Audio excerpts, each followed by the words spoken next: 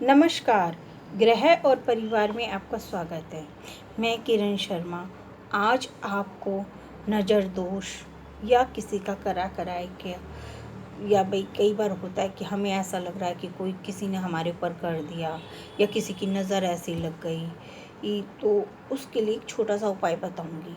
आप वो उपाय करेंगे तो आपको बहुत फ़ायदा होगा। ये उपाय हमारे पहले बड़े लोग अक्सर क्या करते, अक्सर हमारे बड़े लोगों ने ये उपाय किए हैं। ये कोई तांत्रिक विद्या नहीं है और ना ही कोई जादू टोने की बातें हैं। आपको ऐसा ना लगे कि भाई ये कोई जादू टोने के काम है या कोई तांत्रिक विद्या, ऐसा कुछ नहीं है। एक छोटे से सिंपल सा उपाय है।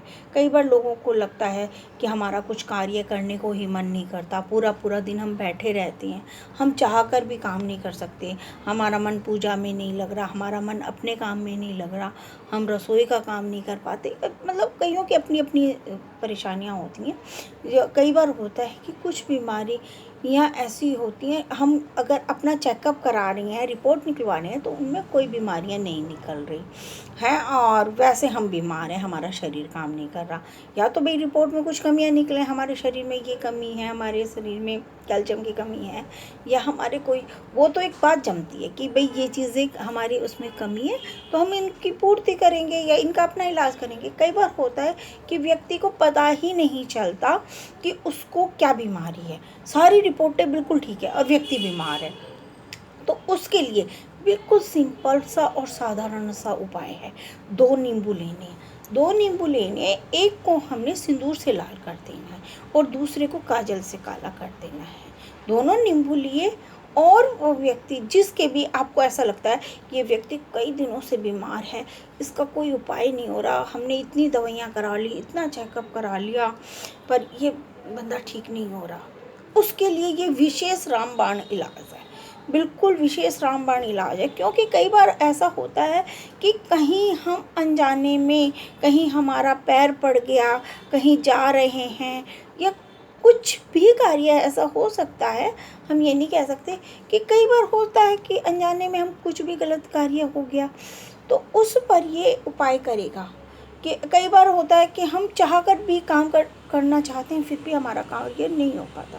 तो उसके लिए क्या करना है, इन दोनों नींबुओं को जिसको भी नज़र लग रही है या जिसकी भी बीमारी ठीक नहीं हो रही है, वो दोनों नींबू लेकर उसके सर से हम 7 दफ़ा वारेंगे और 7 दफ़ा वारने के बाद हम घर से बाहर ले जा कर के उसे हम जलाएंगे, घर से बाहर ले जा कर के जलाएंगे। या जैसे अगर फ्लैट टाइप है तो हम बालकोनी में भी उसे जला सकते हैं। उसको अपनी बालकोनी में ले गए और बालकोनी में ढाकर उसे जला दिया। जलाने के बाद उसको बिल्कुल अच्छे से जला देना। कैसे कि उसमें थोड़ा सा कपूर डाल दो, कागज़ डाल के कपूर डाल दो, गूगल डाल दो, मतलब जिससे आपको ये लगे कि हाँ ये पूरा सा जल रहा है। ऐसा नहीं है कि भाई हम मट्टी तेल छिड़क दें ना, उसमें थोड़ा सा कपूर गूगल भी डाल दो तो ताकि अगर कुछ थोड़ी बहुत गंध हो तो ऐसा नहीं है कि हमारे परिवार पर किसी को कोई फ़र्क पड़े। हमने वो जला दिया, कागज़ में लपेट के जला दिया और उसकी सारी विभूति हमने या तो कूड़े में डाल दी, कूड़ेदान में डाल दिया है जी, और नहीं तो हम गंदे नाले में भी डाल सकते हैं।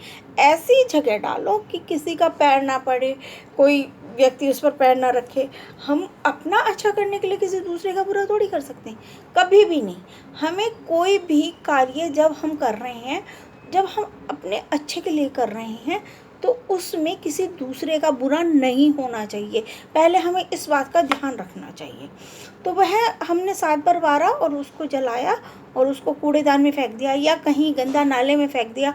और कोई व्यक्ति आसपास रहता हो और वहाँ आसपास बहता हुआ पानी हो तो इसे जलाने की भी ज़रूरत नहीं है, इसे वैसे ही जल में प्रभावित कर दिया। और गंदा नाला आसपास में है तब भी इसे जलाने की ज़रूरत नहीं है, तब भी इसे ऐसे ही डाल दिया। अच्छा बड़ा गंदा नाला होना चाहिए, ये नहीं छोटी मोटी नाली है। छोटी मोटी नाली के लिए हमें इसे जलाना पड़ेगा फिर इसे डालना पड़ेगा।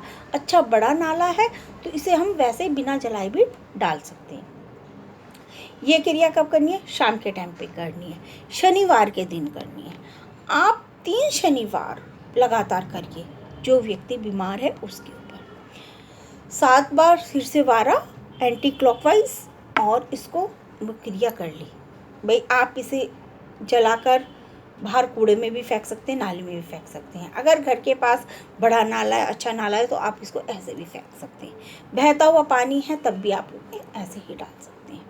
ये क्रिया हो गई नज़र उतारने की। इसी तरह से जब आपको अच्छा लगने लगे, आप अपने कार्य के लिए भी कर सकते हैं, अपने ऑफिस दुकान के लिए भी कर सकते हैं।